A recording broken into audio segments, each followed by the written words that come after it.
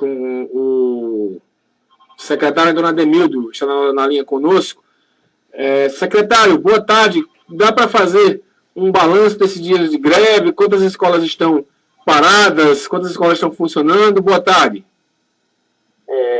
Boa tarde, Mário. Tudo bem com você? Tudo bem, amigo. Nós estamos, a Secretaria de Educação, Mário, está fazendo um acompanhamento diário, monitorando os professores efetivos que estão aderindo à greve, e esse relatório nós recebemos diariamente.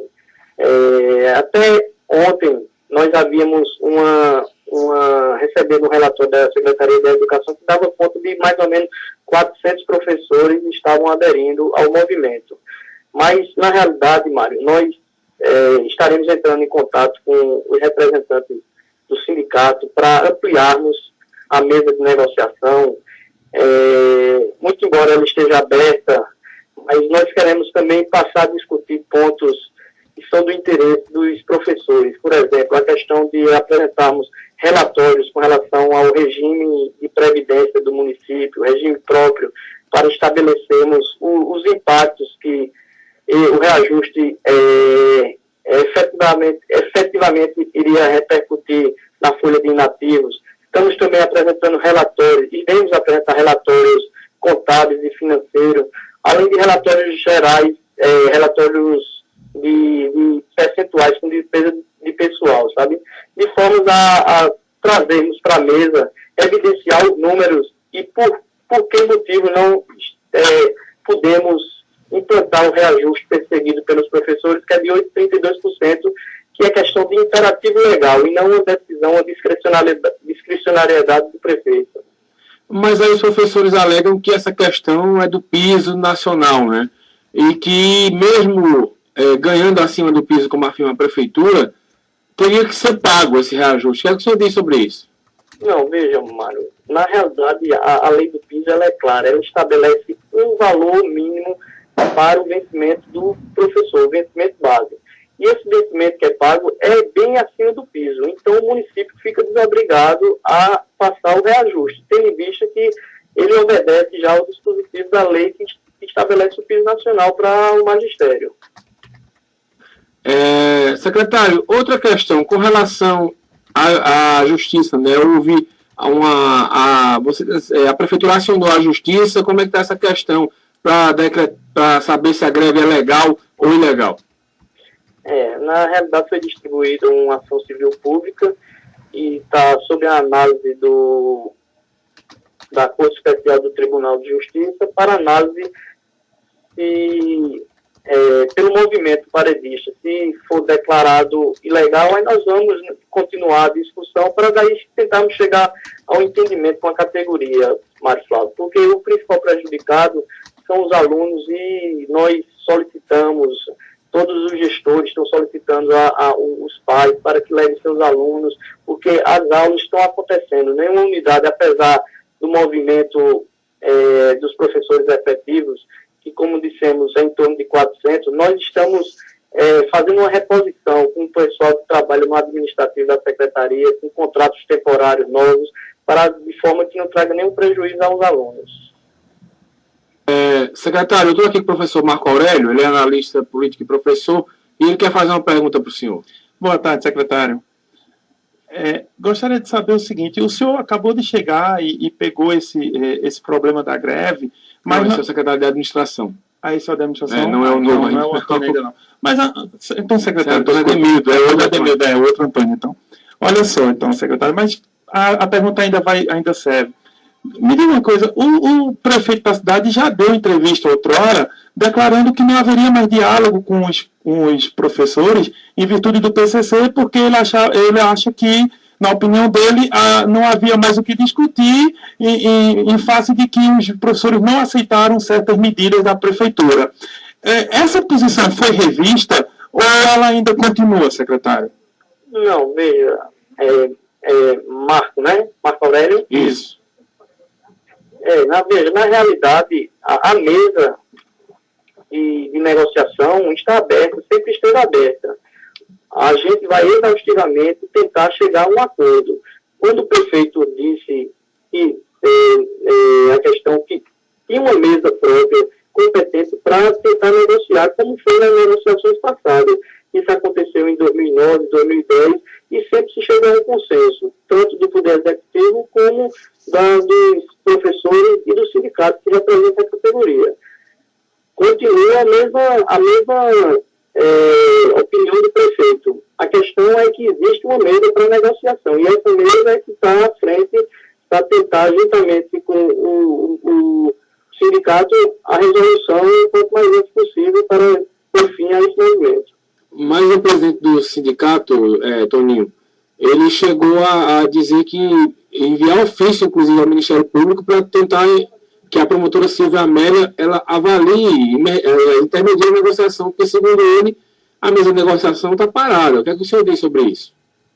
Não, depois que se deflagrou o movimento, nós já tivemos uma reunião e comunicamos que estamos fazendo um levantamento desse material para nos reunirmos novamente e, feito eu disse, ampliar os componentes do Poder Executivo para cada um mostrar a sua realidade, no caso da autarquia previdenciária, Oswaldo Chalegre, questão das finanças, Carlos Veras, Tony Galvão como controlador, Luiz, para daí destacarmos esses relatórios que serão entregues e discutirmos os números. Mas, a partir dessas reuniões que irão acontecer, evidenciar esses números e a possibilidade, por imperativo legal, de conceder um reajuste nesse momento. Tá certo, secretário. Obrigado pela sua participação. E para a semana, eu já entrei em contato aí com a Carol para ver se a gente marca uma entrevista aqui para debater para a próxima terça-feira essa situação. Obrigado, viu? Nada. Pronto. A gente conversou aí com o Antônio Ademildo. É aquela história, né, professor? A prefeitura diz que tem a mesma negociação, alega que não pode pagar o reajuste de 8%, 8,32%. Os professores, por sua vez, né? Não aceitam.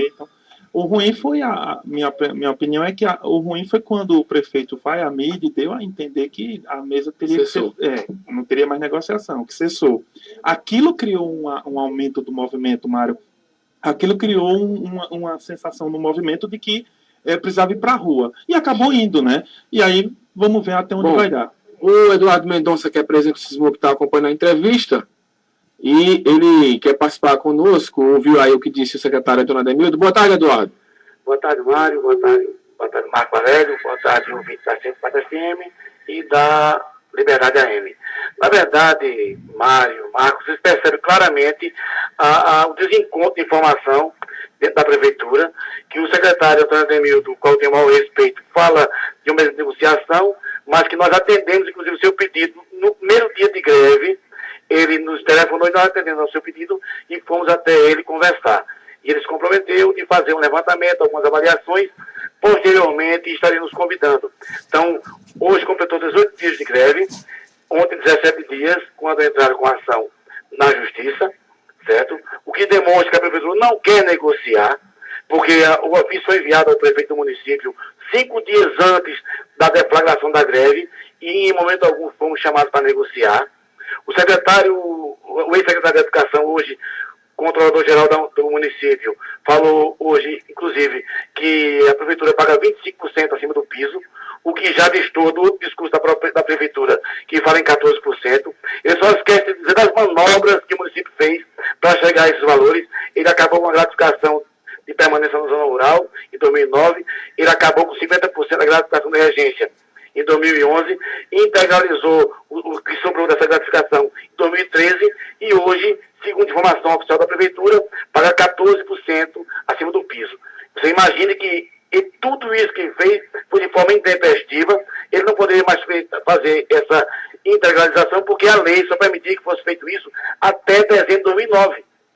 Então existe esse desencontro de informação. Os professores, sim, eles querem negociar. E há tempo que nós pressionamos para negociar. Mandei um ofício ao prefeito mais uma vez pedindo essa negociação. Semana passada mandei inclusive um ofício ao Ministério Público da Infância, Adolescência e Educação, tentando que a promotora possa mediar esse conflito. Caiu a ligação? Pronto, caiu a ligação, mas acho que a gente já entendeu, né?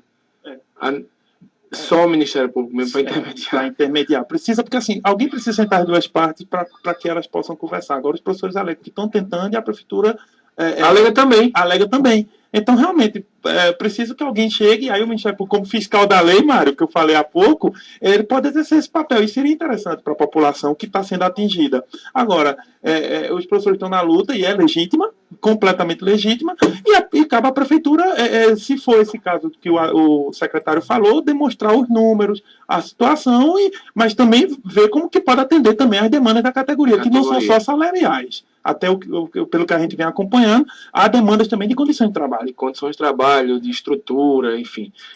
Inclusive, a dúvida é que até que no intervalo o Eduardo Mendonça, já que nós tínhamos que colocar o deputado Ricardo Costa na linha, que ele ligasse para confirmar se os professores voltam à Câmara hoje ou não. Que semana, terça-feira passada, meu amigo lembrou os velhos tempos da Câmara. Voltamos em 3 minutos. Você está ouvindo Conteúdo, a sua revista no rádio. O verão chegou com tudo.